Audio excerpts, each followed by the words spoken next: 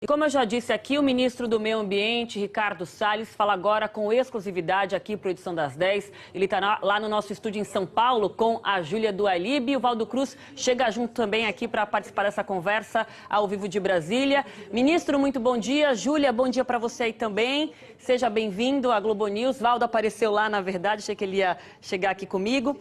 Ministro, começando sobre essa visita que o senhor fez a Brumadinho no final de semana. O senhor esteve visitando o local, se encontrou com o presidente Jair Bolsonaro.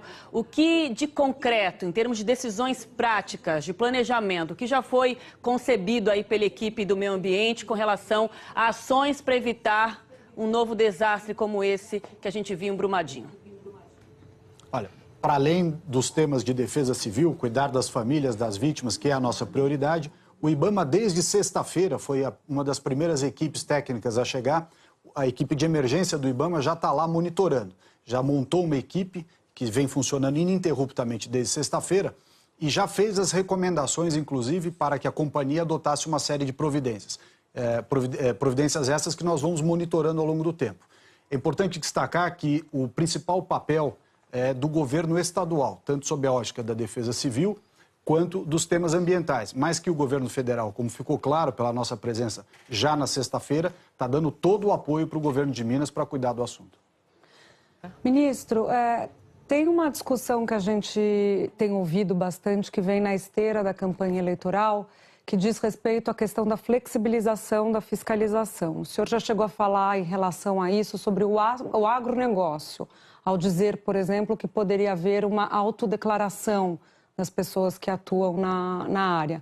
Um levantamento do jornal o Globo, feito em 2018, mostra que de 2015, quando houve o acidente de Mariana, até agora, das multas que foram aplicadas em 3 grandes empresas que causaram danos ambientais, só 3% foi de fato paga. Então, parte desse argumento de flexibilização da legislação vem porque teria uma indústria das multas. Mas há uma indústria das multas com 3% só sendo pagos? Bom, eu acho que nós temos aí algumas conclusões para tirar da sua afirmação, que está correta. Primeiro, não é tamanho que conta, é eficiência. Então, quando nós propomos uma alteração do sistema de licenciamento ambiental, o que se pretende? Ter o foco nos empreendimentos de médio e grande risco, potencial de dano, e deixar os empreendimentos de pequeno risco, de pequeno potencial de dano, para um simplificado ou autodeclaratório. Claro que essa lista do simplificado ou autodeclaratório seria olhada com muito cuidado, mas quando você destaca essa equipe que está cuidando de coisas de baixo potencial de dano e põe essa equipe para cuidar do médio e grande, que é justamente onde se enquadra, por exemplo, barragens de mineração, indústrias, rodovias, ferrovias, etc., você está dando foco para a atuação do órgão. Então, em vez de gastar a equipe com temas que são mais fáceis, como esses de agronegócio que você se referiu há pouco, uma maior dedicação a esses temas de média e alta complexidade. Esta é a primeira conclusão. Só para entender, o de menor dano é agronegócio, Sim. Grande dano, mineração, ferrovia... Indústrias, empreendimentos hidrelétricas, enfim, questões de infraestrutura e grandes operações industriais, tudo isso é de média e alta complexidade, médio e alto risco ambiental. Tá. Portanto, você tem uma equipe, você tem um quadro de funcionários, orçamento e recursos técnicos que hoje estão dispersos nos 3 níveis, baixo, médio e alta complexidade e risco.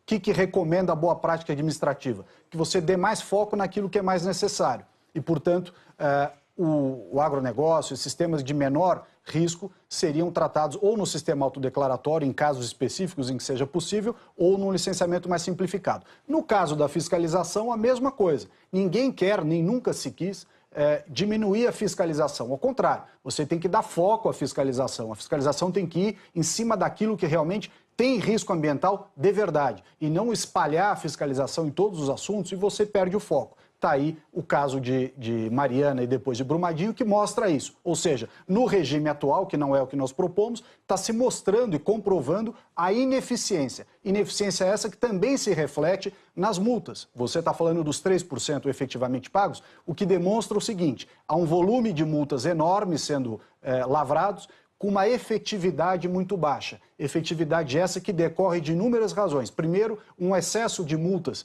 sem critério, não todas, é claro, mas uma parte, Esse critério de aplicação de multa poderia ser bem mais específico para que fosse realmente nos casos em que é necessário, na medida necessária, e o autuado, em qualquer campo, teria mais incentivos para vir junto ao órgão ambiental e negociar o cumprimento, o pagamento da multa, etc. É isso que nós queremos, inclusive na alteração do licenciamento ambiental, o que nós propomos é que haja as audiências de conciliação ambiental. Assim que há a autuação do órgão, seja lá em que nível for, ele é chamado, o autuado, junto com o IBAMA, presidido pelo Ministério do Meio Ambiente, por representante do Ministério, para fazer ali, sim, já a conciliação ambiental e, se ele tiver culpa, ele já pode confessar, entre aspas, a sua culpa, parcelar o pagamento da multa, tomar as medidas necessárias. Com isso, você evita a protelação do processo administrativo. Hoje, a primeira análise sobre as razões de defesa do autuado demoram 2 anos e meio, a segunda análise 5 anos e o processo acaba em 7, 8 anos. Não tem cabimento. Ministro, Raquel falando aqui do Rio de Janeiro, queria continuar nesse assunto que a Júlia levantou de licenciamento e fiscalização. Essa questão dos processos de licenciamento ambiental, não deveria haver outro tipo de fiscalização, além do relatório, né, dos laudos feitos por parte do próprio empreendedor? Uma cobrança maior em relação a isso? Quer dizer, essa simplificação dos processos na questão da licitação e da fiscalização em detrimento da segurança. Parece que desburocratizar, a gente tem que lembrar que não significa ser menos rigoroso, significa que está dando agilidade a um processo. Não dá para flexibilizar e ser menos rigoroso com a segurança. Quer dizer, como que ajusta isso daí, né? Porque numa tentativa de desburocratizar, essa tentativa não está sendo muito confundida com afrouxamento, não, ministro? Olha, bom ponto que você levantou.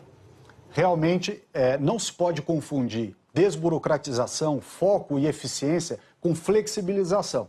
É justamente o foco, você dedicar a sua equipe, seja de fiscalização ou de licenciamento, para as questões mais relevantes, portanto, ele pode se aprofundar nas questões, terá mais tempo para cuidar, vai analisar os detalhes. Para isso, você precisa ter o foco e, portanto, você põe a força de trabalho, o orçamento, as técnicas, para os temas que realmente demandam. Do outro lado, essa parte de simplificação, autodeclaratório, é para temas de baixo impacto e apenas e tão somente para os de baixo impacto.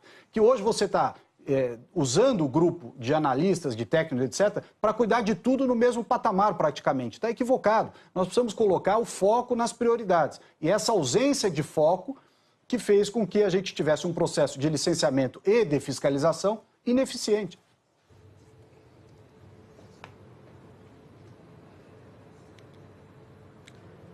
Aqui, ministro. O Valdo. Valdo Cruz. Ministro, como vai? Tudo bem? Ministro, Valdo Cruz aqui do Palácio Planalto, aqui de Brasília.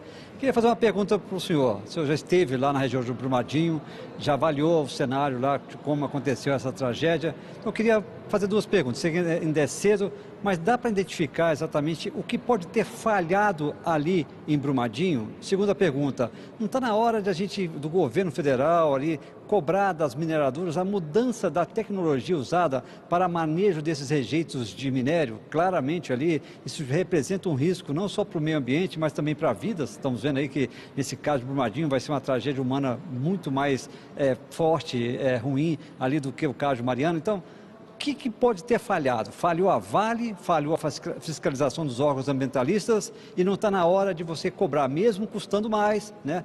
Custando mais para as empresas, não é hora delas mudarem de vez essa forma, essa tecnologia usada para manejar esses rejeitos de minério? Exatamente, Valdo. Chegou a hora de nós termos realmente uma atuação mais incisiva, coordenar as diversas esferas, os órgãos estaduais e federais, Agência Nacional de Mineração, IBAMA, órgãos estaduais de fiscalização de meio ambiente. Isso precisa ter maior incisividade, tem que ter mais foco, tem que ter mais eficiência. No caso específico das barragens, que você se referiu bem, havendo alternativa técnica, não tem por que manter algo superado, algo antigo e que tem um risco inerente, que é esse modelo de barragem, sobretudo essa construída montante, que mostrou a fragilidade. Então, o que a indústria mineradoras precisa agir rapidamente? Substituir essa técnica superada de barragem pela mineração, o sistema dry, que é o a seco, Não sei se em todos os casos isso é possível, mas em todos em que for possível precisa fazer e rápido. Nessas outras barragens que estão paralisadas, que era o caso de Brumadinho, é uma barragem que estava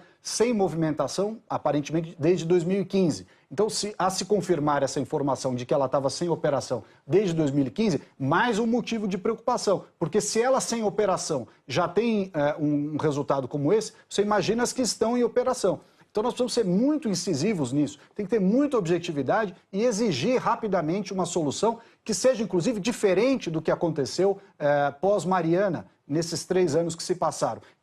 Tem que tomar a lição de Mariana do porquê que não foi eficiente o processo de reparação e de prevenção pós-Mariana, para que isso não aconteça nesse momento também.